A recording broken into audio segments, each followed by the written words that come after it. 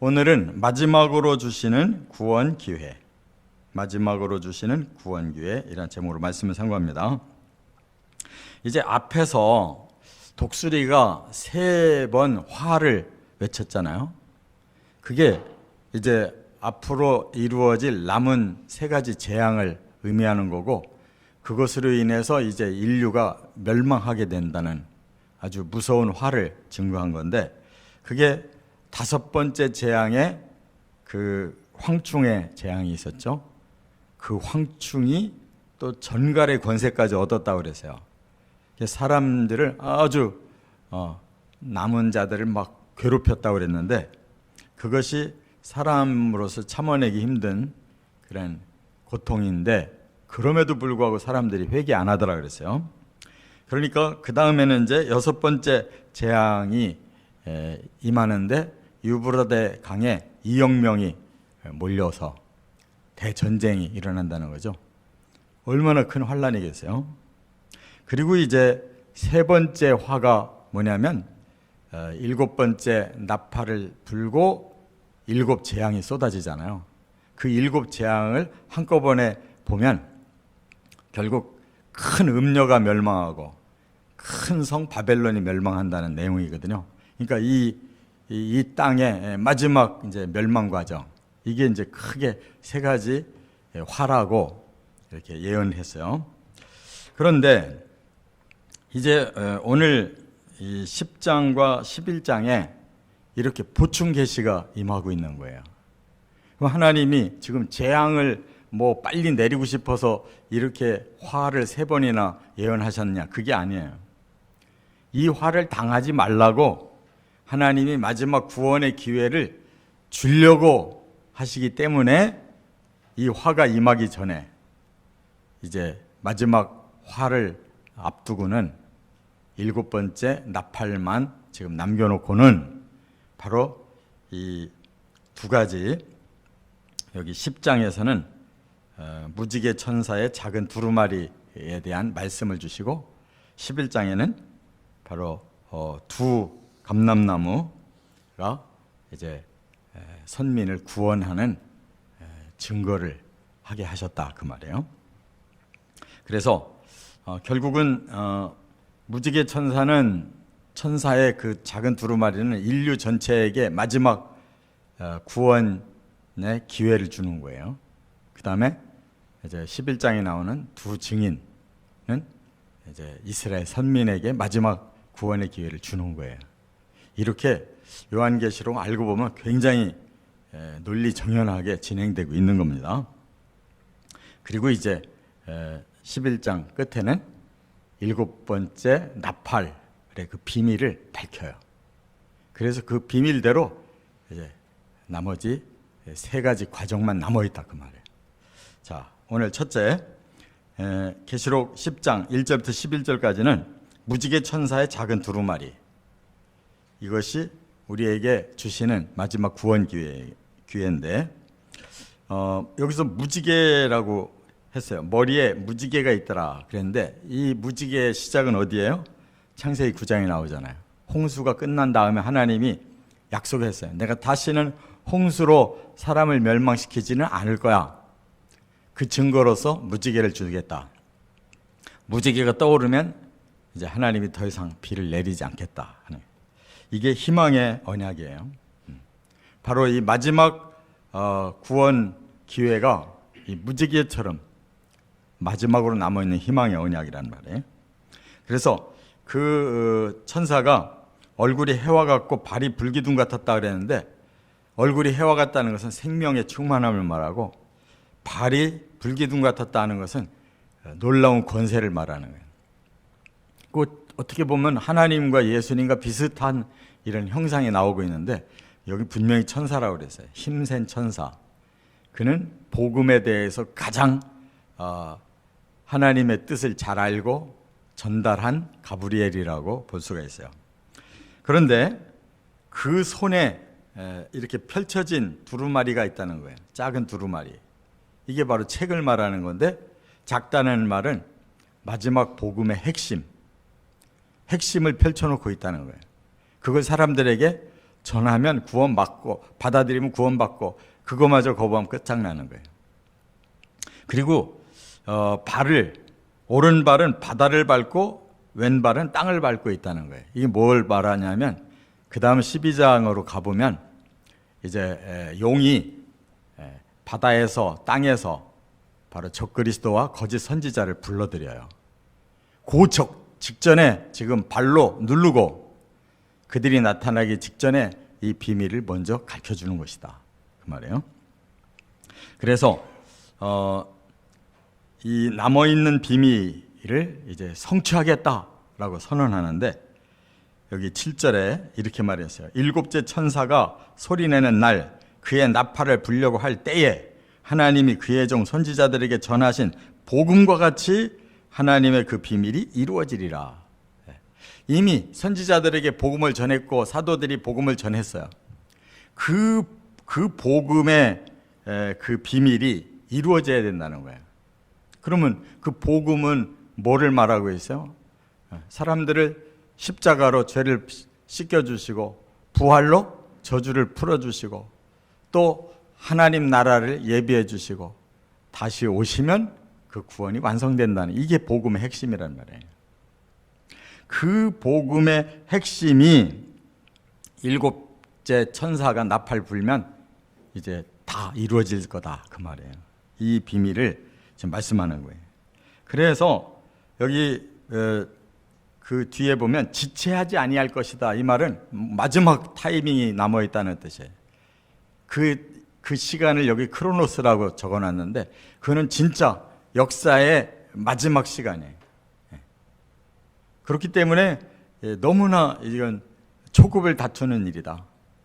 이 7년 대환란 때에 남아있는 인류 가운데 마지막 이 구원, 쪽복음을 전하니 그 복음의 핵심을 받아들이고 믿으면 너희들이 구원의 대열에 들어갈 수가 있다, 그 말이에요.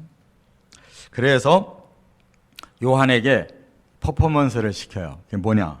10절에 보면 작은 두루마리를 네가 받아 먹어라 그래요. 그래서 사도 요한이 그거를 순종해서 먹어요. 그랬더니 입에서는 단데 배에서는 썼다. 이 말은 뭐예요?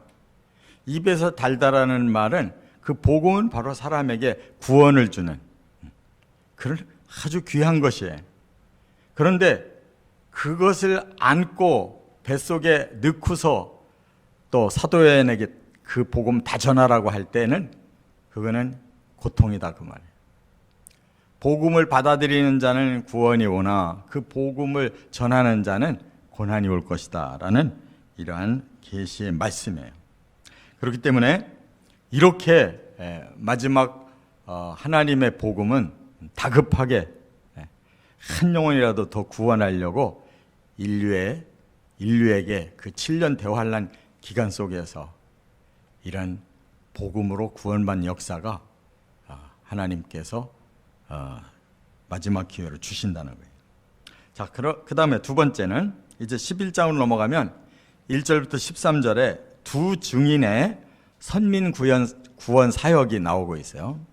그러면 지금 앞에 무지개 천사의 쪽복음은 모든 사람에게 다 주신 거라고 하면, 이제 하나님이 당신의 눈동자처럼 쓰신 이 역사 속에서의 선민 이스라엘에 대해서는 마지막 또 구원 기회를 이렇게 주시는 거예요. 두 증인을 보낸다는 거예요. 이 이스라엘 사람들에게 이 두 증인은 중요한 사람들이에요. 구약의 율법을 대표하는 모세, 선지자를 대표하는 엘리야를 보내겠다는 뜻이에요. 그래서 그 두 사람의 말을 끝까지 안 들으면 이스라엘은 구원이 없어요. 왜냐하면 예수는 안 믿어도 모세와 엘리야는 아주 귀중하게 생각하고 있어요. 지금도 이스라엘 사람들은 자기들의 선조 중에 아주 뛰어난 인물들이에요. 그들의 마지막 증언을 듣고 받아들이는 자를 구원하겠다는 거예요. 얼마나 성경이 논리정연하냐고. 그래서 지금 메시아닉 주가 있어요. 유대인이면서 예수 믿는 사람. 그 마지막 메시아닉 주를 이제 하나님이 건져내시겠다는 거예요. 자, 그래서 환란의 때에 이제 지금은 성전이 없는데 그때에 이스라엘 사람들이 지어놓은 제3성전이 있을 거예요. 그 성전을 또 노리는 자가 있어요. 이스라엘 사람들은 하나님께 영광 돌리기 위해 성전을 재건하는데 그 성전을 재건하는 것을 빼앗을 자가 있어요. 그게 바로 적그리스도예요. 자기가 바로 그리스도라고 나타나야 되기 때문에 그렇게 자기를 속이고, 예수님이 지상으로 재림하실 때 바로 감람산으로 재림하셔서 성전으로 들어가신다고 하는 예언이 스가랴서에 있거든요. 적그리스도가 퍼포먼스를 먼저 하는 거예요. 그래서 그 성전을 차지해 놓고는 이제 사탄의 본색을 드러내는 거란 말이에요. 그때 가서 이스라엘 사람들이 속았구나라고 깨닫고 두 증인의 말을 받아들이면 되는 건데, 그걸 끝까지 거부해버리면 이스라엘 사람의 구원은 거기서 끝이에요. 그렇기 때문에 이제 전 3년 반 동안에 모세와 엘리야가 다시 나타나서 그 과거의 권능을 가지고 증거할 거예요. 그래서 1260일 동안이라고 그랬어요. 그 기간이. 그리고 또 적그리스도가 그걸 짓밟는 기간은 42달이라고 그랬어요. 그러니까 합하면 7년인 거예요. 아직 전 3년 반은 이스라엘 사람들에게 속는 자는 속아도 거기서 다시 돌이켜서 구원받을 자는 또 구원받는 기간이라 그 말이에요. 그래서 그 모세와 엘리야를 두 감람나무와 두 촛대라고 그랬어요. 그 감람나무, 그 이스라엘에서는 가장 귀한 나무가 이 감람나무와 또 종려나무예요. 그것은 바로 그 불을 일으켜주는 그 기름이에요. 그래서 바로 영적인 불이 그들에게 다시 임하고, 두 촛대는 영적인 빛이, 구원의 빛이 다시 그들에게 임하게 해주시려고 하시는 거란 말이에요.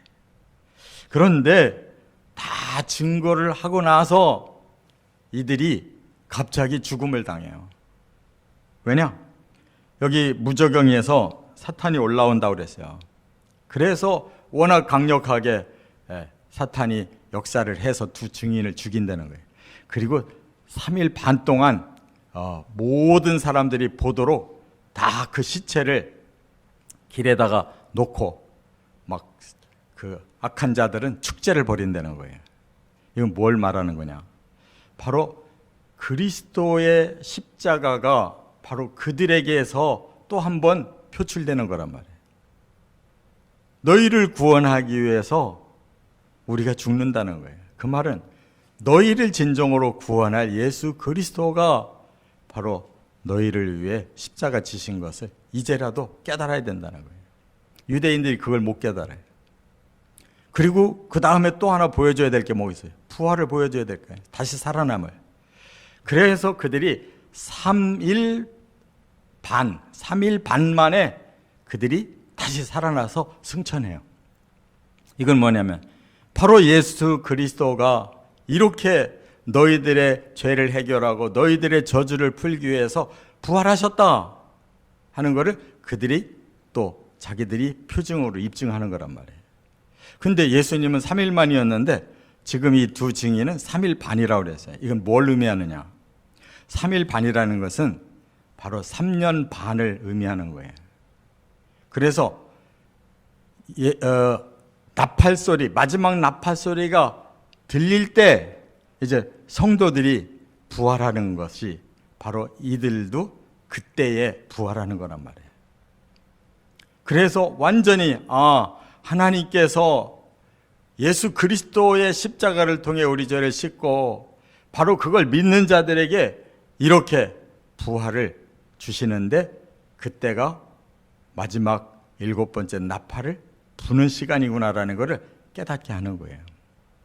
이렇게 두 증인이 예루살렘에서 증거한다는 것입니다. 그 다음에 끝으로 세 번째, 이제 그것을 좀 더 구체적으로 밝힌 것이 계시록 11장 14절부터 19절에 나오는데 뭘 더 밝히고 있느냐? 마지막 일곱째 나팔의 비밀을 밝히고 있어요. 드디어 이제 이게 최고의 비밀이에요. 앞에 10장 7절에서 비밀이 이루어지리라 하는데 그 비밀이 지금 본문 14절에서 19절에 보면 세 가지로 이루어진다는 거예요. 뭐냐? 바로 15절에 보면 일곱 천사가 나팔을 불매 하늘에 큰 음성들이 나서 이르되 세상 나라가 우리 주와 그의 그리스도의 나라가 되어 그가 세세토록 왕노릇 하시리로다 그랬어요. 이 말은 뭐냐면 일곱 번째 나팔을 불 때 제일 먼저 하나님이 그 비밀을 밝혀주신 것이 이제 세상 나라가 그리스도의 나라가 되고 그리스도는 영원한 왕이 되신다. 이 말은 부활을 통해서 그야말로 그리스도의 나라가 이루어지는 거고 그리스도의 그 백성들이 다 부활한단 말이에요. 할렐루야. 바로 이 일곱 번째 나팔이 그 비밀이에요. 성경에 데살로니가 전서 4장에도 그렇고 고린도전서 15장에도 그렇고 이 나팔을 불 때 그 15장에는 마지막 나팔이라고 아주 구체적으로 명시했어요. 그때 성도들이 부활하는 타이밍이라고 말씀했다 그 말이에요. 자, 그 다음에 두 번째 비밀은 뭐냐? 하나님의 심판의 신호탄이라는 거예요. 그래서 18절에 그렇게 말해요. 상 주실 자가 있고 또 멸망시킬 자가 있다. 그러니까 이 마지막 심판에서